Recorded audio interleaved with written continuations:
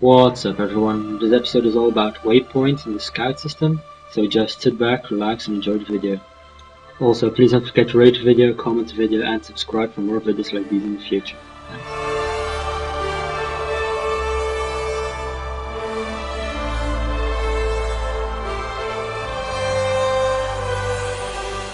Thanks. So as we can see here, we're supposed to explore the countryside, talk to Watchman Rebick. And Watchman Rebick is kind of an interesting NPC.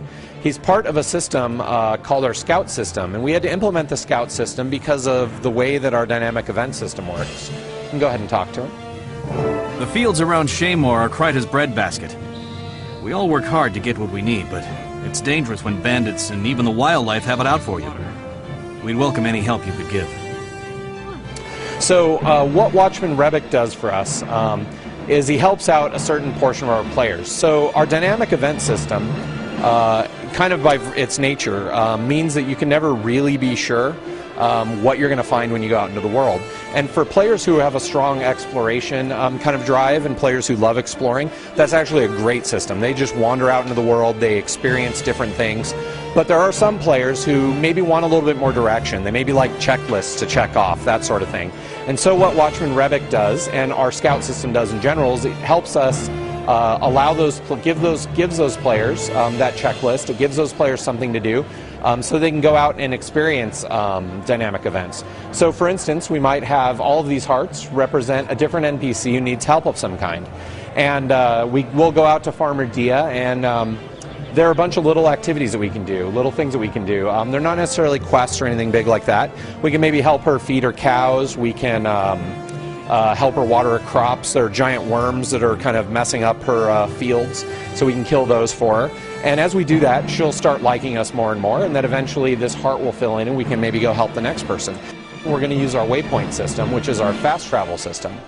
So our fast travel system is kind of an extension of the system that we had in Guild Wars 1. In Guild Wars 1 we had a system called map travel, and we've kind of taken that and made it happen in the persistent world. You can see all these waypoints all over. We have them all unlocked for the purpose of the demo so we can move around. But through normal gameplay, what would happen is you would go out and you would explore and you'd find a waypoint, you'd unlock it, and then you could click to it to teleport it to it for you know, a small gold fee, and you could teleport there instantly. And so one of the things we want to try to do with this system is to really make it so that it's not a pain in the butt for players to play with their friends. They can get to places they want to go to easily. We don't want to force that kind of running through the world onto players who don't really enjoy that sort of thing. Now that we've unlocked this waypoint, if we want to do fast travel to a different part of the map, from a different part of the map to here, we could basically transport just by going in here and picking another waypoint that we've unlocked. Over here we haven't unlocked that yet, so in order to do that we'd have to swim over, explore, and then we'd have that available to us. Players who want a little bit of a nudge in the right direction, maybe some advice on places to check out, things to do, you can actually come over to these scouts and talk to them. One of the things that we're going to show you now is a thing we call our Scout system. So one of the things that's kind of the nature of having a world full of dynamic events is that you never quite know what's going to be out there when you get out there. And so our solution to showing players kind of where they need to go to experience events is this system. So he right now is just describing the residents and unfogs this area of the map that he hasn't been to. It's describing some of the people he can go out and help. And the idea is that when you go out to these people, they have little tasks and little things that you can help them with. And then in all likelihood, while you're helping them, a dynamic event is going to kick off at some point. So, as we know in MMOs, there are a great variety of ways to play the game and experience content. There are people who just love to explore completely freeform and discover things as they come.